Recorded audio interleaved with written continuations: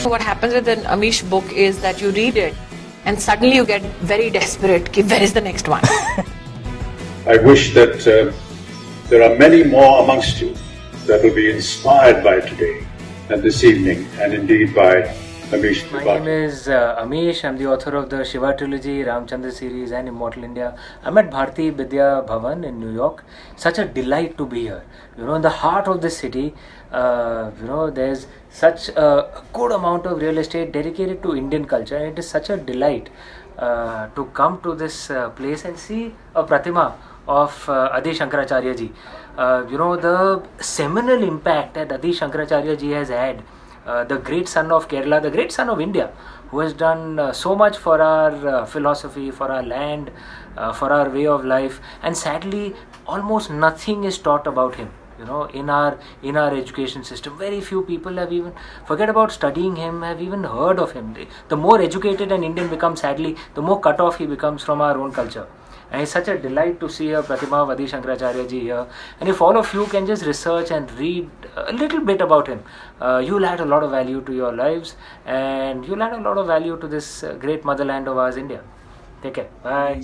Connecting them with publishers if it's an emerging author, providing academic grants, so to speak, and also if somebody is interested in creating online education, helping them out with the platforms, the support system, and everything that you need in order to make yourself successful. So that's basically what Indic Book Club and Indic Academy does. And a few people who I really want to thank today. First of all, Sunny Bhai, my friend, who helps promote a lot of art and culture in the New York area primarily. But as a fan. With that, a very warm welcome to Amish ji. Thank you very much for doing this for us. Because my God, Lord Shiva is also actually not very formal at all. Rules are meant to be broken, at least according to Lord Shiva.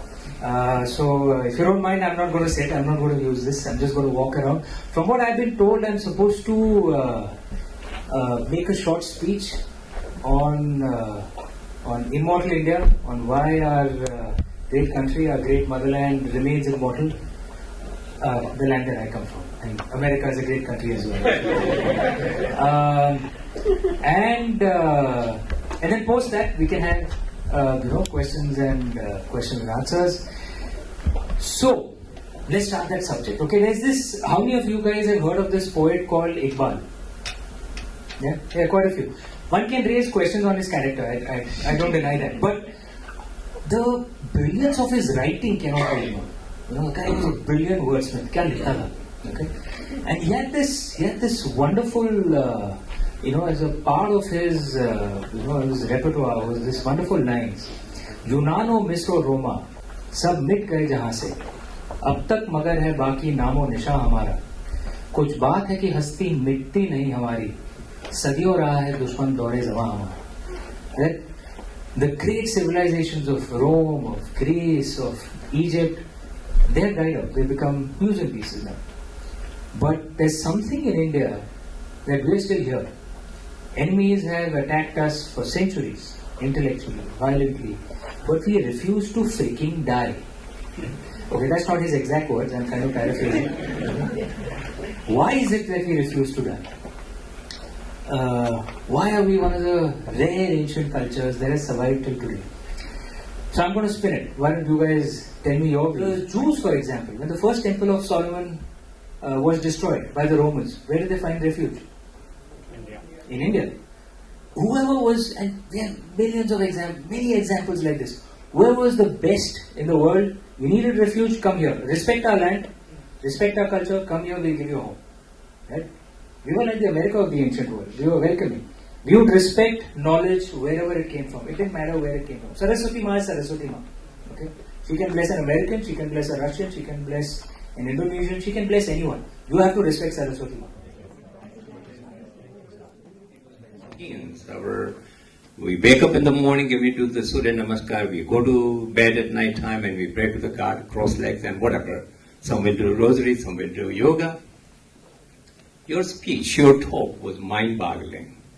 No, not that way. It's in a different way. That really provoked some of this sentiment in the brain that what we have learned routinely by reading or by listening to some sannyasis and sadhus that this is Ramayana, this is Veda, just do this thing, give me more money, build more temples. Your talk opened up the whole fibers in the brain to think about. Reread it, rewrite it. So I want you to buy the book, but not just to buy the book.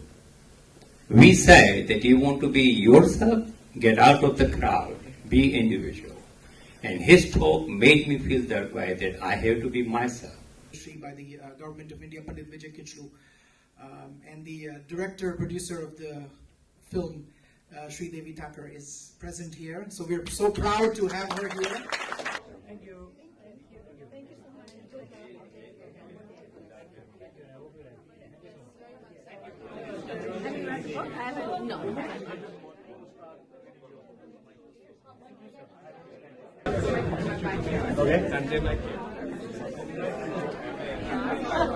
God bless